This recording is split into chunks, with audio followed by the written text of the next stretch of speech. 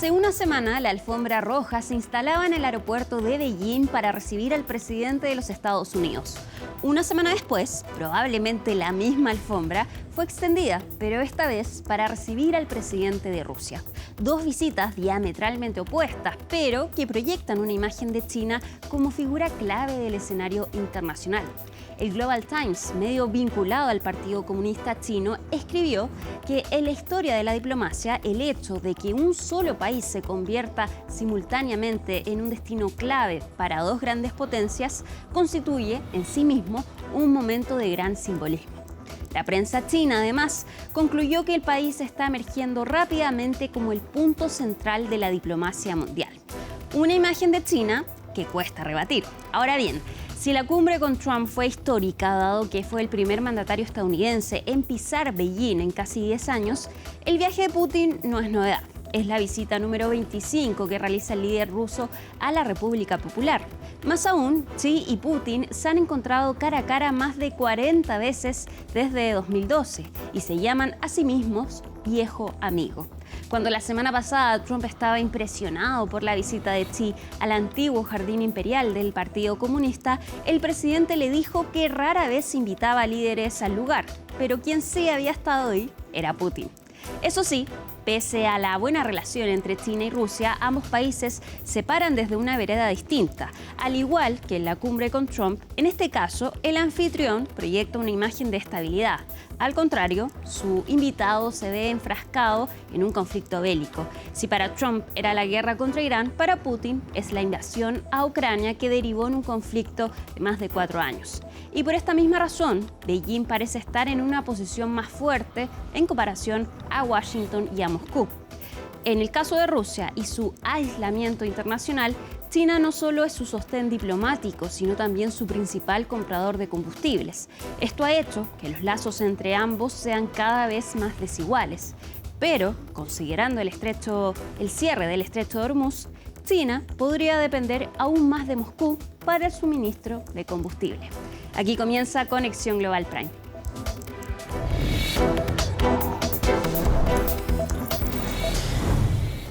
Bueno, ya lo decíamos, en este capítulo vamos a analizar la visita de Vladimir Putin, presidente de Rusia, a China y también cómo se para China ante el resto del mundo tras recibir a las dos superpotencias en su país.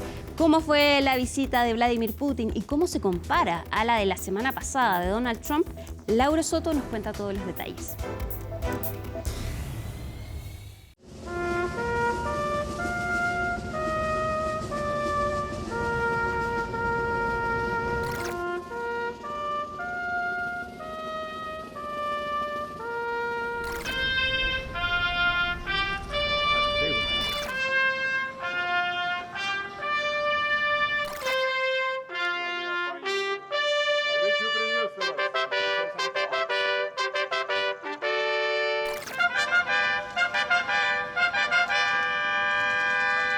A simple vista, el ritual de bienvenida es prácticamente idéntico.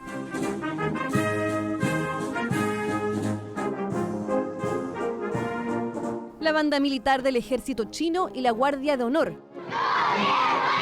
E incluso los niños que tanto agradaron a Donald Trump en su visita hace apenas una semana. Estas ceremonias de recibimiento son el clásico sello de cordialidad de Xi Jinping a los líderes mundiales. Lo cierto es que el contexto político de ambos encuentros es bastante distinto. El presidente estadounidense llegó a Beijing para afianzar el reciente acercamiento que ambas naciones lograron luego que la guerra comercial arrastrara la relación bilateral a su punto más bajo en décadas. El mandatario ruso, en tanto, viene a reforzar su vínculo con Xi, que en los últimos años se ha vuelto cada vez más cordial. Las relaciones entre Rusia y China se encuentran actualmente en un nivel excepcionalmente alto y continúan fortaleciéndose. Nuestra relación es independiente y no está sujeta a la influencia de la situación mundial actual, constituyendo un modelo para las relaciones entre estados y naciones en la actualidad. Creo que esta visita y las conversaciones consolidarán aún más la amistad entre Rusia y China. Las conversaciones comenzaron con una reunión en un formato reducido y más íntimo. Luego se celebró un encuentro más amplio con sus respectivas delegaciones. Ambos líderes participaron después de la firma de más de una veintena de acuerdos en materia de comercio, tecnología e investigación científica, un evento que no se dio entre Xi y Trump. El mundo actual dista mucho de ser pacífico y el unilateralismo y el hegemonismo representan profundos peligros. El mundo se enfrenta al riesgo de retroceder a la ley de la selva. China y Rusia deben cumplir firmemente con sus responsabilidades como grandes potencias, oponerse a toda intimidación unilateral y a los actos que alteren el curso de la historia. La jornada continuó con el recorrido a una exposición fotográfica organizada por las agencias TASS y Xinhua, que celebra la amistad entre China y Rusia. Luego se desarrolló la tradicional e íntima ceremonia del té. Putin ha viajado al gigante asiático en 25 ocasiones desde que asumió el poder. Trump, en tanto, lo ha hecho solo 2 veces como presidente. La diferencia en el vínculo es innegable, pero hay un punto en común en ambas visitas: la intención de Xi Jinping de reposicionar a su país como un centro diplomático y comercial y el mismo proyectarse como un estadista a nivel global. No cabe duda de que el momento elegido para esta visita es un tanto descarado tanto por parte de China como Rusia. De hecho, Trump se encuentra atrapado entre 2 frentes, ya que justo antes de su llegada estaba el ministro de Asuntos Exteriores iraní en la ciudad. E inmediatamente después de su partida, el líder ruso también. Se trata de una diplomacia muy astuta por parte de Beijing. Les encanta la imagen que proyectan, les encanta ser el centro de atención mundial y lo aprovecharán al máximo para el público interno. Esta visión se refleja aún más en la posición ventajosa de China frente a ambos países.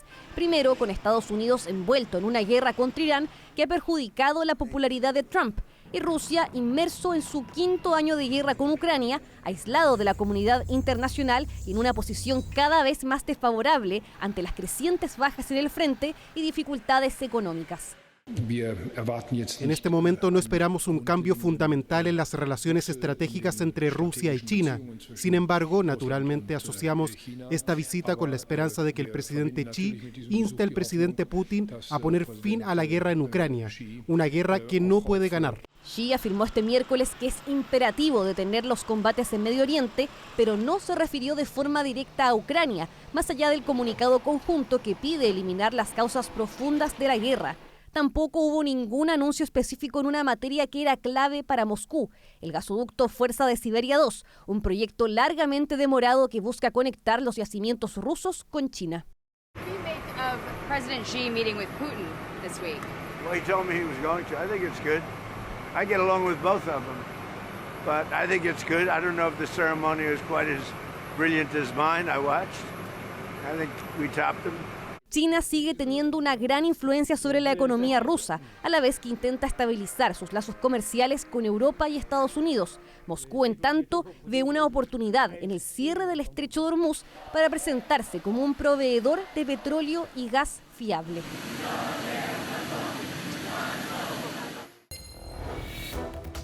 Bueno, y si la semana pasada analizábamos la relación entre Estados Unidos y China, esta vez nos toca analizar la relación entre Rusia y China, que es bastante distinta, hay que decirlo. Giselle Guerra está con nosotros entonces para contarnos todos los detalles. Giselle, ¿cómo estás, Alicia? Sí, con 2 naciones por lo demás que han superado sus hostilidades históricas que habían atravesado en las últimas décadas, y particularmente con la figura de Xi Jinping y Vladimir Putin, que han tenido varios episodios, al menos en los últimos 13 años. Vamos a revisar precisamente algunos de esos hitos que han marcado esta cercanía y esta relación entre los 2 líderes, entre Vladimir Putin y Xi Jinping, partiendo con marzo del 2013. ¿Por qué? Porque ese mes, de hecho, había asumido el poder formalmente Xi Jinping a la cabeza de China. Fue el 14 de marzo de ese mes, y una semana después, aproximadamente el 22 de ese mes, es que Xi Jinping inicia su gira, y el primer país que elige para visitar es precisamente Rusia, donde se reúne con Vladimir Putin. Una gira que por lo demás lo llevaba por Tanzania, Sudáfrica y la República del Congo, pero en el caso de Rusia era simbólico, ¿no? Porque aquí lo que se apuntaba era que se buscaba contrarrestar este giro que podía tener Estados Unidos hacia Asia. Con esto también marca un tono, señalan también, por cierto, respecto de esa visita y esa fotografía que ven ustedes allí en pantalla, ¿no? se establece como si Rusia fuera básicamente el socio estratégico prioritario. Y de hecho, Alicia, por esa misma fecha, Xi Jinping en medio de esta visita apuntaba que ambos países hablaban un idioma común. Incluso apuntaba a Rusia como un vecino amigo. Putin, por su parte, apuntaba que la cooperación entre ambos países daría un orden mundial más justo. Por esa fecha, al menos, entre Rusia y China había un comercio de 88.000 millones de dólares hasta el 2012. Y claro, con esa visita, sin ir más lejos, también se firmaban ahí algunos acuerdos de cooperación militar, también de cooperación energética. Y te diría que marca un poco lo que van a ser los próximos años entre Xi Jinping y Vladimir Putin. Bueno, han pasado más de 10 años, 13 años. Sí. Ambos siguen siendo los dos líderes de sus respectivos países. Y de hecho, las fotos se ven bastante más jóvenes de lo que se vieron hoy día. Sí, de todas formas, hay una diferencia evidente también, por cierto, teniendo en cuenta la gran cantidad de años que han pasado desde marzo de 2013. Hay otros hitos que han marcado también, por cierto, la relación entre estos dos países y particularmente el año 2014, que en el caso de Rusia está ligado evidentemente con la situación en Ucrania y la anexión ilegal de Crimea, ¿no? Que de hecho ocurrió precisamente algunas semanas antes de mayo de 2014 y donde Rusia empieza a enfrentar las primeras sanciones occidentales ligadas a la situación de Ucrania. China en ese momento evita tomar una posición o condenar a Moscú. De hecho, se habla de que en ese momento China estaba en una posición incómoda, ¿no? Porque allí no podía asentar las bases sobre su propia política de integridad territorial, teniendo en cuenta la situación en Taiwán y también en el Tíbet, ¿no? Y por eso también la situación incómoda en la que se encontraba, por cierto, China ante lo que estaba ocurriendo con Rusia, teniendo en cuenta la cercanía notoria que se estaba retomando entre estas dos naciones. Un acto de equilibrio, señalan algunos, para el caso de China, que también mantiene relaciones con Ucrania, relaciones comerciales particularmente. Y claro, ¿qué hizo China aquí finalmente? Bueno, dijo que habían antecedentes complejos en la situación ucraniana e instó de todas formas a una búsqueda de una solución política, ¿no? Aquí de todas formas, Putin por esa fecha viaja hasta Shanghái y donde se cierra un acuerdo histórico de gas por un suministro por 30 años por 400 millones de dólares. Y claro, aquí lo que apuntan algunos analistas es que había una presión de Occidente que finalmente estaba empujando a Rusia a tomar este tipo de medidas para acercarse aún más a China, particularmente en el aspecto del comercio y del suministro energético. Bueno, y respecto de Ucrania, China sigue manteniendo la misma postura. Hoy tampoco habló respecto de la guerra en Ucrania, pero sí respecto de la guerra en Irán. Exactamente, sí. Los temas centrales, por cierto, Irán y la guerra en el Medio Oriente, pero no así, por cierto, un conflicto que ya se extiende por más de 4 años. Avanzamos en estos hitos que ha marcado la relación entre estos dos líderes particularmente y llegamos hasta septiembre de 2018 y del que se habla sería el fin del recelo histórico en la frontera, porque ese año, en septiembre del 2018, se llevó a cabo el Vostok 2018, que es un ejercicio ruso que hasta ese momento tenían como histórico una característica que el enemigo implícito era China.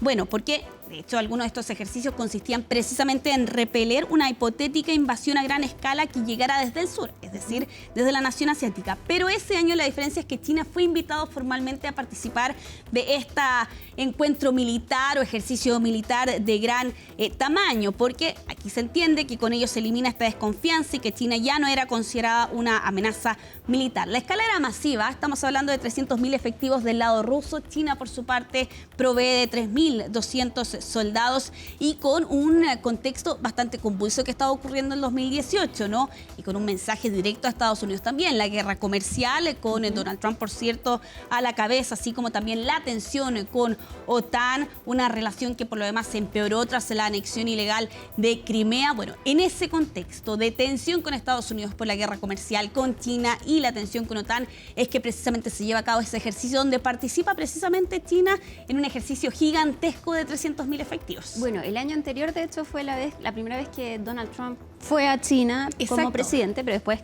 parte la guerra comercial. Exactamente, sí. Ahí el contexto de Estados Unidos también detrás, mirando y llevando finalmente a que tanto China como Rusia, ¿no?, adoptaran diferentes medidas y también diferentes acercamientos. Avancemos, Alicia, a los siguientes años, al 2019, en particular ya en el aspecto más económico y este pacto de desdolarización entre China y Rusia. Fue la firma de un acuerdo intergubernamental y donde el objetivo era sustituir el dólar por sus propias monedas. Comenzó como un plan preventivo, finalmente a lo largo de los años se convirtió prácticamente en una necesidad. Recordemos, a raíz de la invasión de Rusia a Ucrania en 2022, Rusia ha desconectado del sistema SWIFT, que es el sistema mundial precisamente de comercio y de moneda. Y ya, de hecho, para el 2024, más del 9% del comercio bilateral entre China y Rusia pasó a ser por medio de yuanes y de rublos, que son las respectivas monedas de estos dos países. Te estarás preguntando cuál es la realidad hoy día respecto de el uso de esta moneda a nivel mundial. Bueno, el dólar sigue superando y siendo el mayoritario, más del 50% de las transacciones a nivel internacional se realizan en dólares. Y en el caso del yuan está en cuarto lugar, en 3,8% aproximadamente. Pero de todas formas, una señal y un simbolismo que hay evidentemente de que estas dos naciones quieran dejar atrás el uso del dólar para utilizar sus propias monedas. Bueno, y después ya vemos febrero de 2022 cuando se realiza también la invasión rusa a Ucrania. Exactamente, sí, y es bastante curioso porque este encuentro ocurrió solo unas semanas antes de la invasión de Rusia sobre Ucrania y allí se establece esta amistad sin límites. Putin había viajado a Beijing por los Juegos Olímpicos de invierno que se estaban llevando a cabo en China por esa época y posterior a eso se firma esta declaración conjunta de 5.000 palabras donde se apunta que la amistad no tiene límites, donde no hay áreas de cooperación prohibidas y claro, con el contexto, por cierto, de lo que habíamos visto en el último tiempo y lo que va a marcar finalmente después los próximos años, ¿no? La invasión de Rusia sobre Ucrania, la postura en la que queda, por cierto, también China, que se ve reflejada de todas formas a tal punto hasta el día de hoy, como tú bien señalabas, con esta silencio finalmente que tiene el régimen de Xi Jinping respecto de la invasión, de las muertes y del avance que han tenido las tropas rusas, por cierto, en el territorio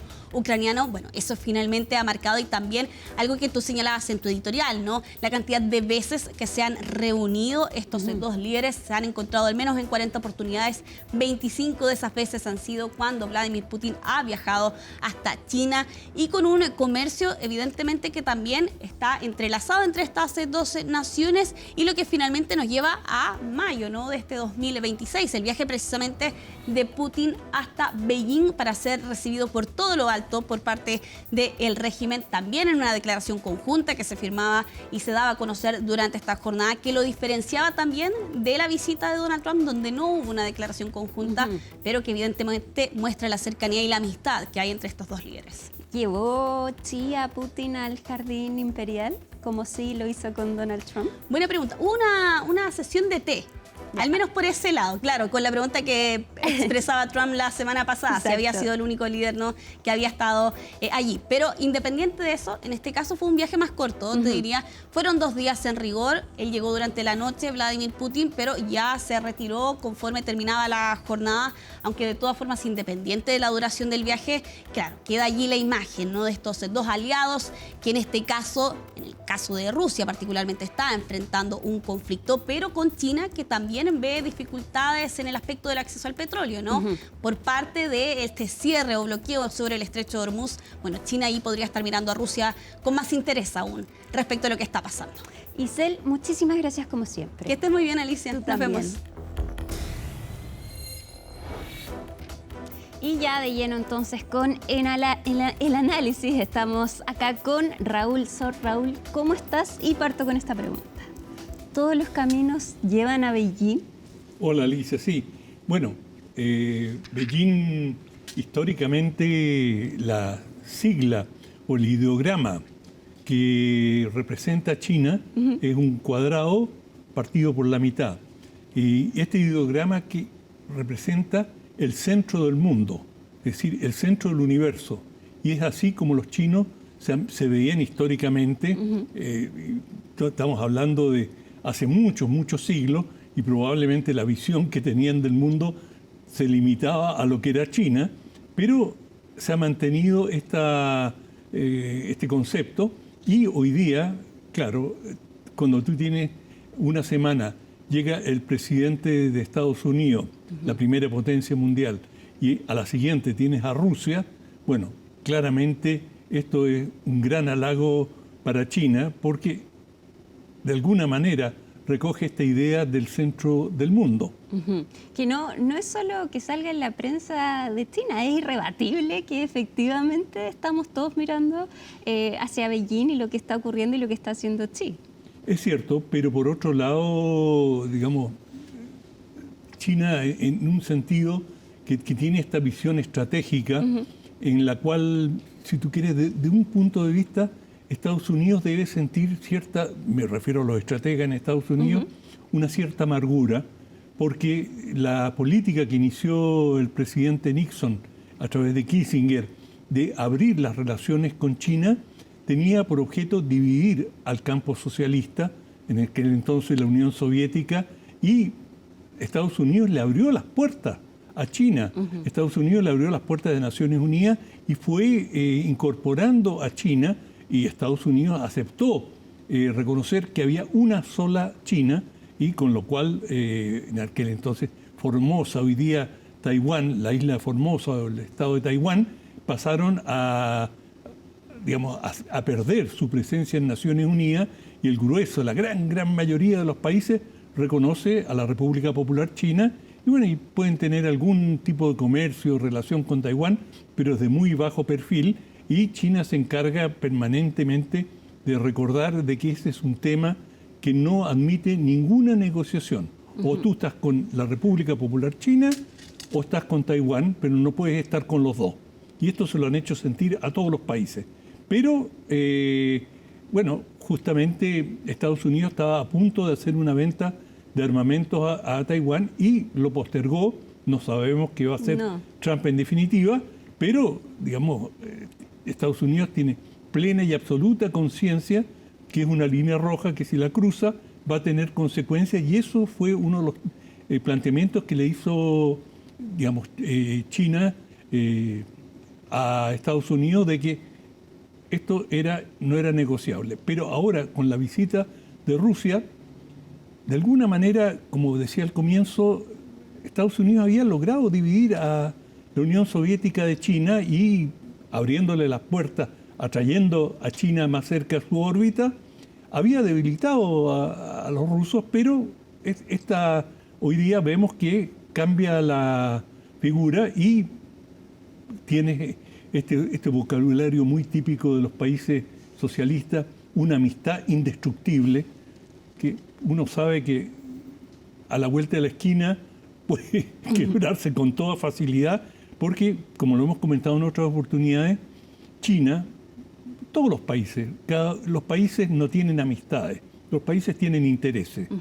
Y los intereses cambian, las alianzas cambian, las circunstancias cambian, y bueno, también estas amistades indestructibles se van agrietando, y si mañana China, que vela en forma, digamos, muy celosa por sus intereses nacionales, viera alguna conveniencia en alejarse de Rusia o acercarse, según sea el caso, no va a tener inconveniente en hacerlo, como lo hacen la mayoría de los estados en el mundo.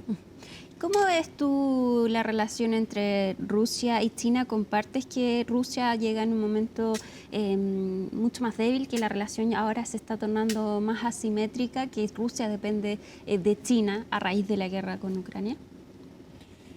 Sí, pero Rusia todavía es un país bastante autóctono, bastante independiente, no necesita tanto de China, aunque desde el punto de vista económico, en la medida que justamente por la guerra de Ucrania, el grueso de las sanciones que le ha puesto Occidente le han limitado sus accesos a mercados, tanto de adquisición como de venta de productos, y especialmente el petróleo y el gas, que era una exportación básica para Rusia, que la enviaba a Europa Occidental y construyó estos gasoductos que después han sido cancelados.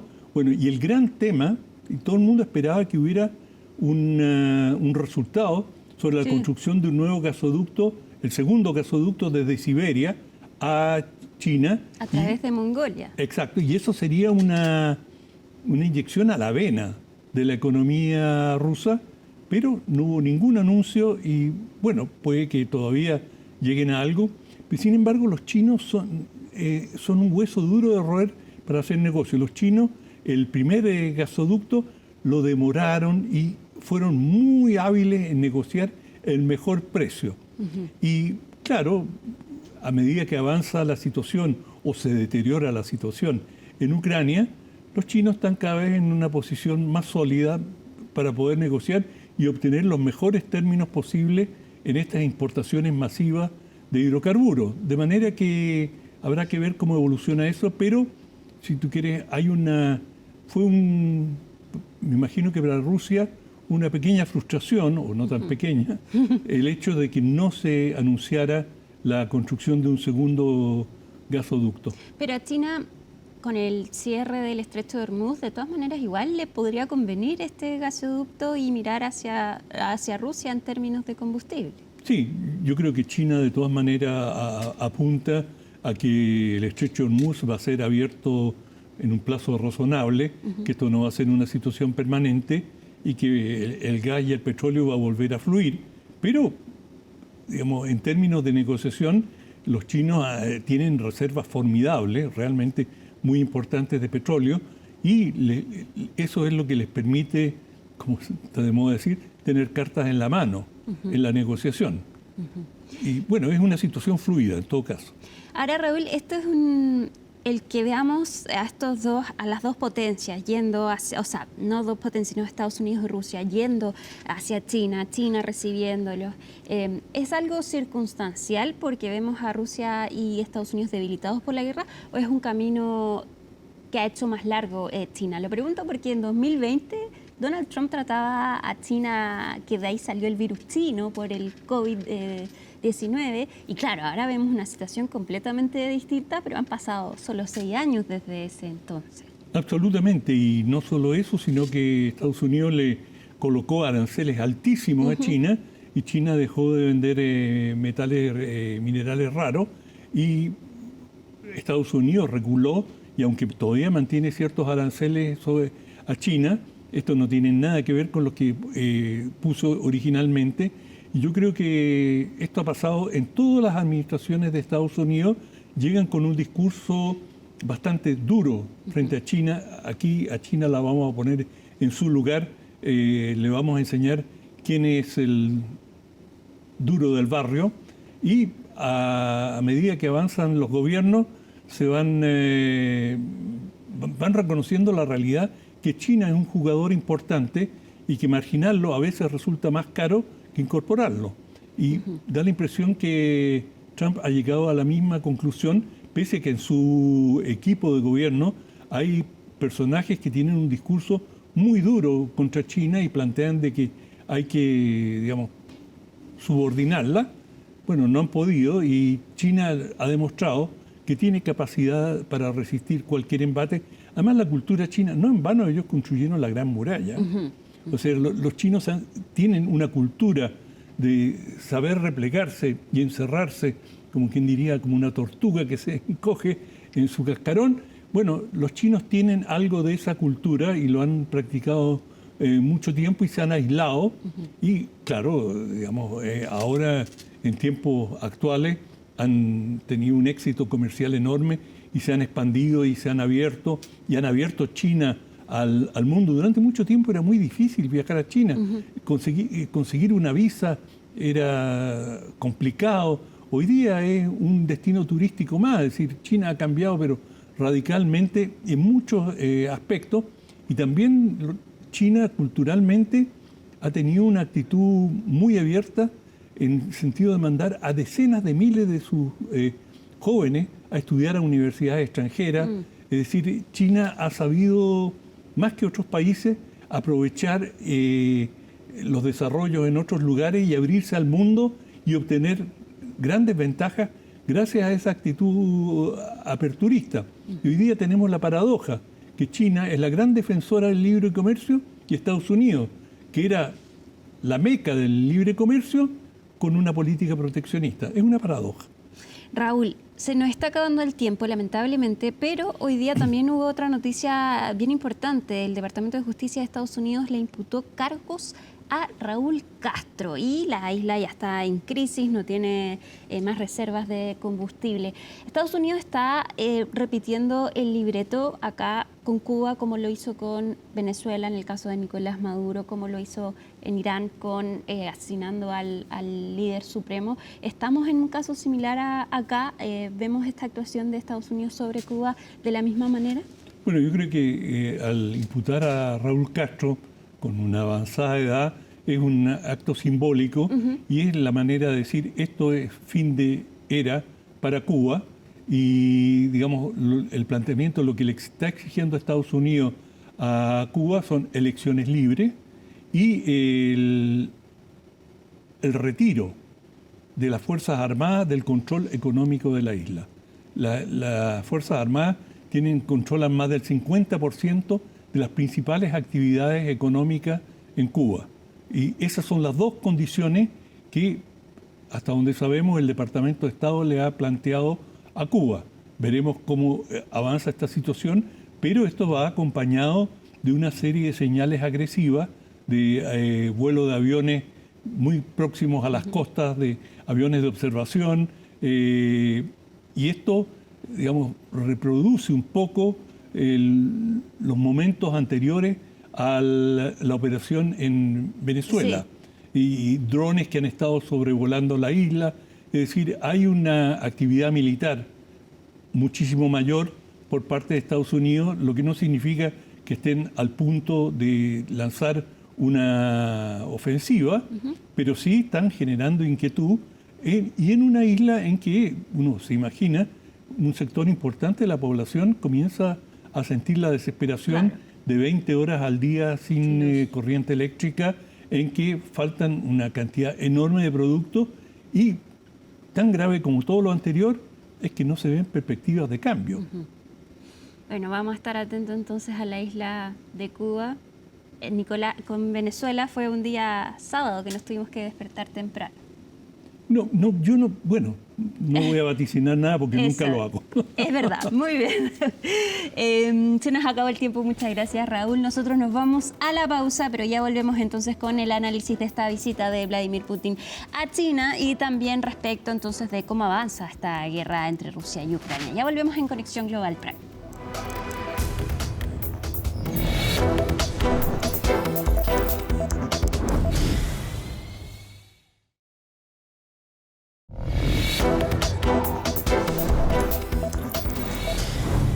Estamos de regreso en Conexión Global Prime ya para seguir con este análisis de la visita de Vladimir Putin a China, y para eso vamos a tomar contacto de inmediato con Andrés Servín. Él es doctor en Ciencias Políticas, es también presidente del Consejo Académico de CRIES y también experto analista en Rusia. Andrés, muchas gracias por estar con nosotros en Conexión Global Prime. Muchísimas gracias por la invitación. Como siempre, un placer. Andrés, ¿en qué posición llegaron ambos mandatarios a esta cita? ¿Ves que acá podría haber una relación desbalanceada, como analizan algunos, entre China y Rusia, dada la dependencia que está teniendo Rusia de la economía china? Bueno, evidentemente hay una relación asimétrica a pesar de todas las declaraciones de la amistad sin límites, la cooperación, la alianza estratégica que configuran entre ellos. No es una alianza militar, hay que aclarar, una alianza en términos de cooperación, básicamente. Pero yo creo que a veces hay que ir un poco más allá de la visita y ver cómo ha venido desarrollándose este vínculo entre Rusia y China. En primer lugar, Putin va a Beijing porque están celebrando 25 años de la firma del acuerdo de buena vecindad y cooperación entre los dos países. Y esto significa que tienen 25 años y casi 40 visitas, creo que, de Putin de por medio en términos de la convergencia entre estas dos potencias. Y el otro elemento que hay que tener en cuenta en este contexto es que Putin llega después de Trump, con lo cual queda como en el mismo nivel, los tres quedan como en el mismo nivel en cuanto a su característica de potencia de carácter global. Putin debe estar muy reconocido por eso. Pero, ¿crees, bueno, si vemos que los tres llegan, o sea, se ven de manera pareja, es indiscutible que China acá parece ser el país que proyecta la estabilidad, teniendo estos dos líderes que van al país con una semana de diferencia. Al parecer acá hay un músculo diplomático importante de China, ¿o no? Importantísimo, es un músculo que se ha desarrollado a lo largo de las últimas décadas con mucha cautela, mucha prudencia. China no se mete en aventuras, China no hace declaraciones rimbombantes, China cuida muy bien cómo se maneja en estos términos, pero hay una cosa cierta en cuanto a la relación con Rusia, más allá de las asimetrías en el plano económico que puede haber, a pesar de que en realidad en este momento el superávit comercial está a favor de Rusia, lo cierto es que esta es una relación que se ha ido construyendo a través de 2 décadas y media, pero no solamente en términos de lo que es la relación bilateral, sino también la configuración en el ámbito euroasiático de un entramado institucional por parte de los dos actores, China y Rusia. Y el ejemplo más patente es la Organización de Cooperación de Shanghái, que agrupa a todos los países prácticamente del ámbito euroasiático e inclusive a Irán. Entonces, en este contexto hay que tener en cuenta que esta ha sido una construcción progresiva de la cooperación que se inicia en torno a la cooperación contra el terrorismo y termina siendo una cooperación multidimensional en distintos aspectos, pero que involucra a países del Asia Central, a Mongolia, en fin, a Irán, como estaba mencionando, con lo cual hay como una plataforma creada en Eurasia que excluye a Occidente, que excluye a los europeos, que excluye a Estados Unidos y que de alguna manera constituye una, si usted quiere lo podemos llamar, una retaguardia estratégica tanto para Rusia como para China.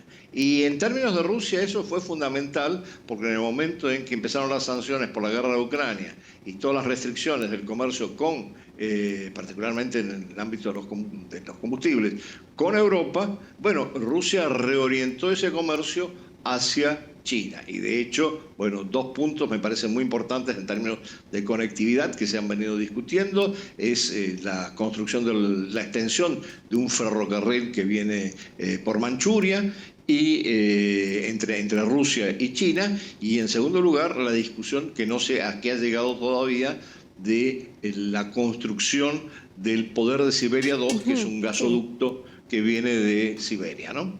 Vemos, de hecho, se creía o se hablaba de que iban a conversar respecto de esto, que Rusia estaba impulsando entonces ya concretar este proyecto, pero vemos que China todavía no avanza en ese sentido. ¿Por qué habría cierta reticencia desde China para ya concretar este gasoducto? Bueno, yo creo que va a haber un cambio en ese sentido porque China sí necesita de los combustibles fósiles. De hecho, la venta de petróleo de Rusia en el primer trimestre de este año a China se incrementó en un 15%.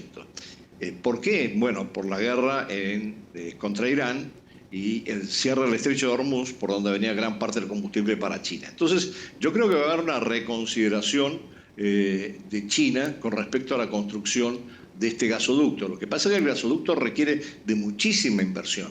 Y ahí yo creo que China está haciendo su balance de si se ubica o no, si se compromete o no con la construcción del gasoducto.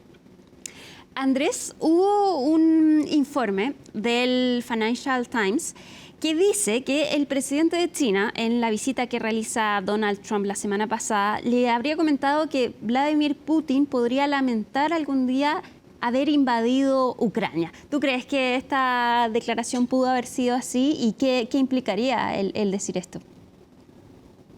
A ver, lo que hay que tener en cuenta, yo no sé si se dijo o no se dijo, lo que sí sé que procede de una fuente de fuentes estadounidenses, esa información.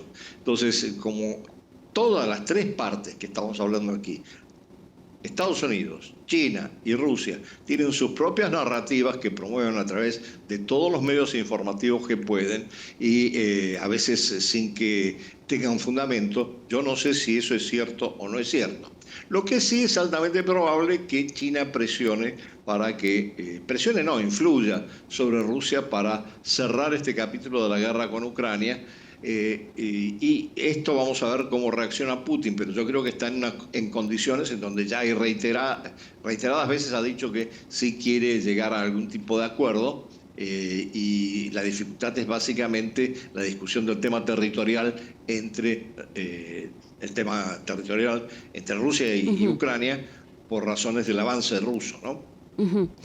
¿Y tú cómo ves que esta invasión que realiza Rusia a Ucrania, ¿tú crees que China le sirva como una lección para el tema que mantiene con la isla de Taiwán? Yo creo que China está mirando con suma atención y estudiando no solamente lo que pasa con Ucrania, en el caso de la operación especial rusa, sino lo que pasa también con Irán, en el caso de los Estados Unidos. Y está tomando nota para ver cómo todo eso le puede servir en la eventualidad de que decida incorporar a la fuerza a Taiwán a la República Popular China.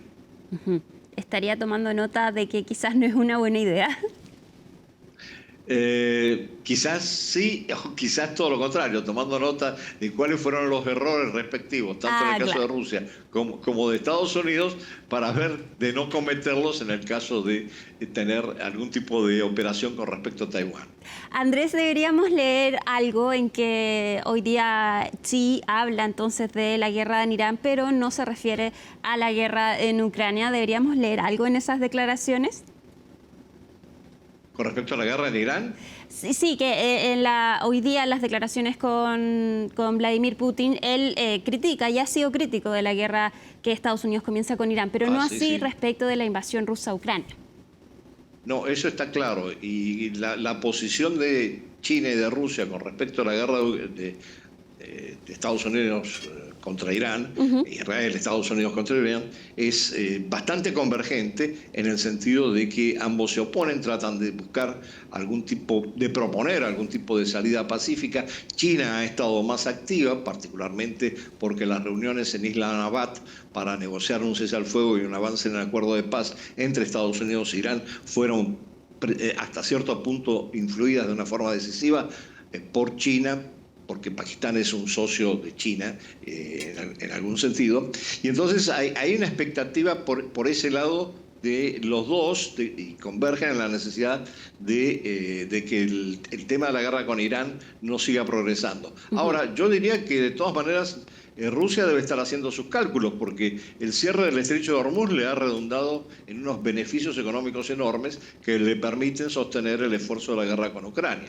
Eso no hay que descartarlo. Ahora, desde el punto de vista retórico, ambos países han estado muy claros con respecto al cuestionamiento del uso de la fuerza en las relaciones internacionales, atentando contra la soberanía, la necesidad de reconocer la existencia de un mundo multipolar. Y lo que queda en el tintero, hay otros temas, digamos, de la narrativa, pero lo que queda en el tintero, yo lo quiero resaltar, es algo que deben haber hablado Xi con Trump, sí lo hablaron, y que Xi va a tener que hablar con Putin, y es cómo se va a producir la renovación del acuerdo START de no proliferación nuclear. Porque ahí hubo un debate muy fuerte, una discusión, yo diría, un desacuerdo entre Putin y Trump con respecto a cómo se va a renovar ese acuerdo que era bilateral, sin incluir a otras potencias nucleares, entre ellas justamente China. Y ahí hay toda una negociación en torno a si China entra. Rusia dice que si China entra también tiene que entrar Francia y Gran Bretaña porque son potencias nucleares, y esto tiene paralizado la renovación del acuerdo de no proliferación. Bueno, es importante lo que señalas, hay que tener un ojo puesto en aquello. Andrés Servín, se nos acabó lamentablemente el tiempo, pero siempre es muy interesante hablar contigo respecto de estos temas. Que estés muy bien y muy buenas noches. Gracias por estar en Conexión Global Prime. Muchísimas gracias por la invitación. Muy buenas noches. Y para continuar entonces con este análisis, vamos a tomar contacto ahora con Alexandra Zhitenko. Ella es analista política, especialista en geopolítica en Eurasia y la política exterior de Rusia. Alexandra, muchas gracias por estar con nosotros en Conexión Global Prime. Buenas tardes, muchas gracias por la invitación. Alexandra, ¿está Rusia en una posición debilitada después de 4 años de guerra con Ucrania? Bueno, aquí el panorama es mixto, ¿sí? No se puede decir ni claramente sí o no. Voy a empezar con lo económico. En lo económico, bueno, hay varias dificultades, ¿sí? Por ejemplo, hay inflación elevada y para frenarla, el Banco Central ruso en el año pasado, hace 2 años, elevó muchísimo la tasa de interés. Y eso provocó enfrío de inversión privada, perjudicó empresas civiles, provocó descontento entre la clase empresarial rusa. Bueno, también la economía rusa, hay que decir, la economía rusa depende cada vez más del gasto militar. Sí, hay crecimiento moderado de 1 o 2%, pero ese crecimiento depende en gran medida al gasto, a la economía militar, sí, al gasto militar. Sí, el desempleo es bajo, pero hay escasez laboral severa porque muchos hombres están en el frente y sanciones también ponen dificultades, sobre todo para la innovación tecnológica. Pero hay que decir que Rusia no está al borde de quiebra estatal ni al borde del colapso económico, está muy lejos de esto. Sí tiene problemas económicos, pero los problemas los tiene todo el mundo actualmente, ¿sí? Como la inflación alta, el crecimiento ralentizado, eso afecta a todo el mundo. Y bueno, Rusia económicamente puede aguantar. Lo que sí se nota es el descontento, es el creciente descontento dentro de la población rusa. Yo no diría no tanto con la guerra también, porque la guerra cada vez les pone más, le pone más incómoda, ¿sí? más dificultades también a la población. Por ejemplo, la mayor parte del territorio ruso está al alcance de los drones ucranianos.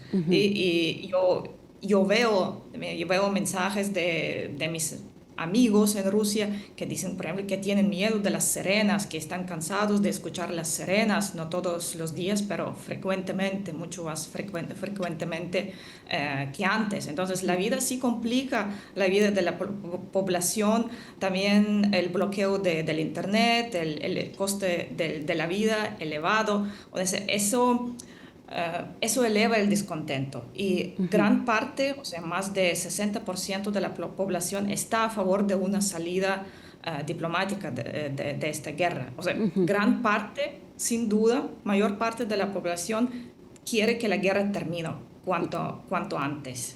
Alexandra, ¿y este descontento social es un argumento suficiente para Putin para ya comenzar a cerrar este capítulo?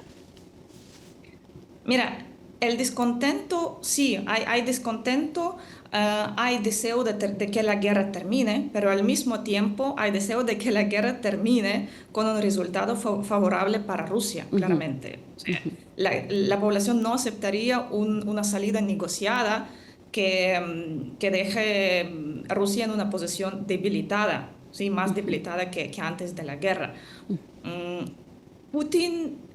Putin, por su lado, él sí está atento, o sea, él no desprecia completamente la opinión de la población, él sigue, y es por eso que hay también encuestas en Rusia, sí se puede decir, bueno, qué tal crédulas son, porque muchas personas también tienen miedo de expresar su opinión honestamente, ¿sí? Directamente. Sin embargo, hay encuestas y esas encuestas también se hacen porque también se presta atención, incluso el presidente sí presta atención a esas encuestas. Y yo creo que no es el factor principal para Putin, pero es un factor que no puede ser ignorado. Alexandra, nos hablabas de los drones. Hemos visto en los últimos días ataques de Ucrania hacia Rusia con drones. Vimos la celebración del Día de la Victoria, que también fue mucho más contenida que en años anteriores por la amenaza de estos drones. Vemos que Ucrania entonces está aprovechando mejor la situación y en una posición más fuerte que antes. Bueno, Ucrania sí ha perfeccionado la guerra de drones durante esos años. Rusia también avanzó, ¿sí? Al principio no estaba más atrás, por atrás de Ucrania, pero Ucrania ha perfeccionado esa guerra, ha aumentado la producción, ahora está planeada producción de drones de largo alcance junto con países europeos, por ejemplo con Alemania. Sin embargo, hay que decir que Rusia sin duda tiene medios, tiene armas que podrían provocar una destrucción masiva. O sea, no estoy hablando de armas nucleares, estoy hablando de armas de armamento convencional. Tiene varios misiles de largo alcance, misiles tipo Oreshnik, Sarmat. Tiene varios que no ha usado de manera frecuente. Y es también la cuestión que los llamados halcones en Rusia, la fracción más, el grupo más radical, se preguntan por qué Putin no lo hace. O sea, ¿por qué no lo hace y no simplemente no pone fin a la guerra con una destrucción, sí, provocando una escalada mayor en esta guerra y así poniendo fin a esta guerra? O sea, Rusia tiene medios. Y, por ejemplo, esta declaración reciente de Putin de que cree que la cosa está terminando, se debe a varios factores. Se debe, creo yo, por un lado a la presión interna. Él siente el ánimo de la población, que el ánimo se está bajando, el descontento crece. También hay esos grupos, esos halcones, esos grupos radicales que cada vez dicen, pero ¿por qué no escalas? ¿Por qué no escalas? Deberíamos escalar para que ellos tengan miedo y para que vean que vamos en serio, que vamos en serio. Segundo, la guerra es básicamente una guerra de desgaste y no tiene sentido, realmente no tiene sentido lo que está pasando en el campo de batalla, porque la línea del frente prácticamente no se mueve, no se cambia. Pues yo creo que a eso se debe, y también, a la guerra de drones, que también muestra que ni Rusia ni Ucrania no tiene una ventaja clara y que no van a tener esa ventaja al paso actual. Si la guerra continúa al paso actual, no van a tener ventaja. En realidad, esa guerra no tiene solución militar.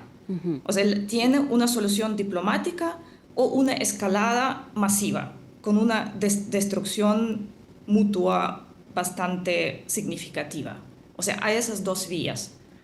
Y por lo menos es bueno que Putin muestre su disposición para evaluar la vía diplomática, para seguir la vía diplomática.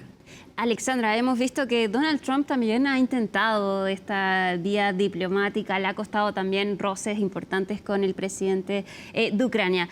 ¿Tú ves factible que podríamos entrar entonces a una vía diplomática? Ojalá que sí. Bueno, yo veo una posibilidad todavía para este año. Ojalá que sí, porque eso sería lo más prudente. Porque digo, si no se entra en una fase diplomática seria, de forma estructurada y de forma ordenada, o sea, a través de un acuerdo mutuo, que todos bajan su retórica, primero hay que deescalar retóricamente, o sea, bajar la retórica radical que habla de una derrota estratégica, que habla de imágenes de enemigos, que dice que Rusia es nuestro enemigo interno, o que Rusia dice lo mismo sobre el occidente, sobre todo países europeos. Hay que bajar la retórica, entrar y mostrar retóricamente que están todos dispuestos a hablar, que están dispuestos a dejar de lado sus exigencias máximas, sus demandas maximalistas y entrar en diálogo. Si esto no sucede, entonces esta guerra va a escalar de una manera masiva. La primera escalada, o sea, ahora todavía no sabemos cómo Rusia va a responder al ataque reciente de Ucrania sobre Moscú, que fue un ataque sin precedentes en esa guerra y que mató incluso cuatro personas y varias se dejaron heridas. Entonces, si eso no pasa, entonces estos los casos como este se van a repetir y en algún momento Rusia sí va a responder, va a dar una respuesta con lo que tiene, con los misiles que acabo de mencionar. Y esto ahí no sabemos si se podrá controlar esa escalada o no. Ojalá que sí, pero no hay garantías. En este caso entraríamos en una fase peligrosa, similar a la de octubre de 1962 en la crisis de misiles en Cuba. Alexandra, esperamos no ver esa situación. Lamentablemente se nos acabó el tiempo. Muchísimas gracias por estar con nosotros. Muy interesante tu análisis. Alexandra Sitenko, analista política y experta, especialista en geopolítica y política exterior de Rusia. Que estés muy bien. Buenas noches. Un placer. Muchas gracias. Buenas noches, Alicia. Bueno, así entonces llegamos hasta el final de Conexión Global Prime, analizando lo que fue esta visita de Vladimir Putin a China, cómo China entonces se establece como un nuevo punto, al parecer, de diplomacia mundial, y también cómo esto y cómo ha sido afectado esta guerra que mantiene Rusia con Ucrania, que ya vamos en el 5º año. Nos despedimos, pero por supuesto sigan en CNN Chile. Que estén muy bien. Buenas noches.